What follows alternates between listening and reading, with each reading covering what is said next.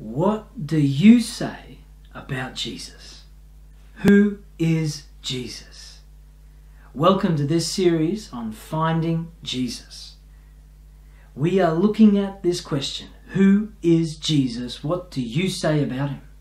Because even in today's society, many people have lots of different views about Jesus. Some say he's a prophet.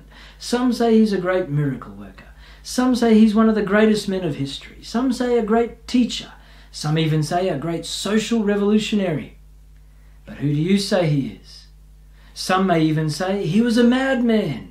He was insane. He claimed to be the Son of God. Well, who was he? And what was the testimony of the people who lived at the time that Jesus walked on the earth? Who do you say Jesus is? Even in Jesus' day, there was much confusion. Jesus took his own followers, they were called disciples. He took them on a journey and he asked them the question, who do men, other people, say that I, the Son of Man, am? They came back with answers that seemed to suggest that many of the people thought that he was a prophet from a long time ago who had come back from the dead. See, even in Jesus' day, people were talking about who this man was, and there was much confusion over it. Was he the Christ? What does it mean to call him the Christ? So, knowing who Jesus is changes you, because when he asked that question and the followers of him told Jesus everything that people were saying about him, he then looked at those followers, he looked at the disciples and he asked the question, who do you say that I am? Knowing who Jesus is changes you. You see, at that point, the apostle Simon Peter looked at Jesus and said, you are the Christ, the Son of the living God. Jesus was so excited by that he said, Simon, son of Jonah, flesh and blood, no man was able to teach you this. That came from my Father in heaven. That was a revelation. What's a revelation? It's when the light goes on. It's when you get it. It's when you see something in reality for what it is. You perceive the reality that you never saw before. The eyes of your heart, the eyes of your understanding, the eyes of your spirit are opened and you see something that you never saw before. That happened for Simon Peter that day, and it changed him forever. He saw who Jesus really was, and it changed him. And it can change you. You see, Jesus actually had changed Simon's name to Peter. Peter means a stone. Now there was something solid in Peter's life. Now he could be a stone. He could be established. When we come to perceive in reality who Jesus is, we also become established. We have something firm to build our life upon.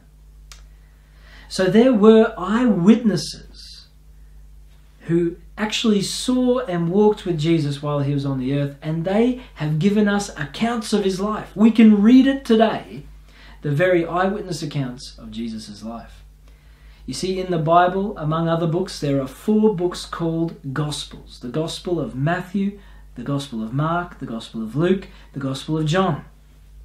And all of those books are accounts, historical accounts of the conception, the birth, the life, the ministry, the death, and the resurrection of Jesus.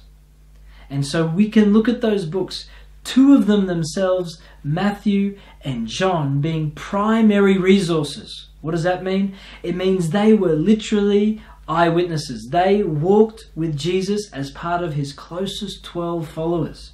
They knew him intimately, and they recorded the things that Jesus taught and the things that he did.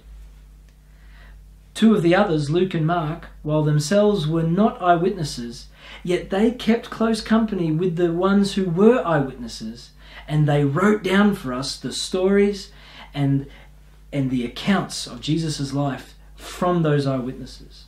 So we have 4 books that give a historical testimony of the life, the death, and the resurrection of Jesus.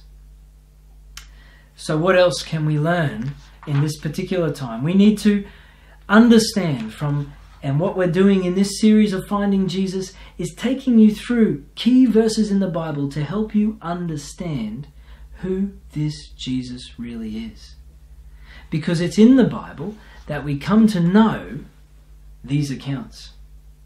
So understanding who Jesus is of prime importance to every individual on the face of the earth. It is of utmost importance because the future and the destiny of our souls depends upon who we believe Jesus to be. Our whole future into eternity is dependent upon who we say Jesus is. The Apostle John, in that Gospel of John, he gave us an account of what this man called John the Baptist had to say about Jesus. And this is what he wrote. This is what John the Baptist said. He said, "He who comes from above is above all. He who is of the earth is earthly and speaks of the earth.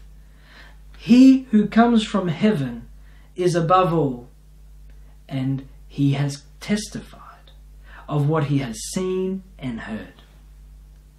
And no one receives his testimony.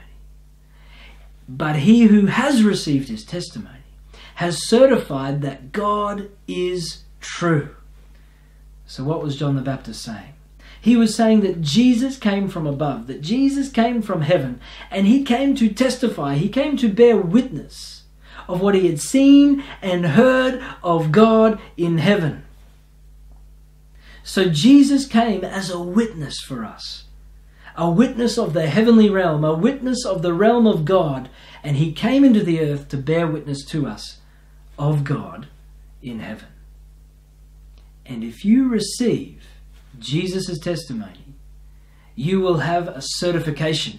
You will have a guarantee in your heart. You will have the testimony that says God is true. He is real. He is authentic. And he's only found in one person, and that person was a faithful witness. That person is Jesus. So we need to come to understand who is Jesus. Stay with us in this series of Finding Jesus.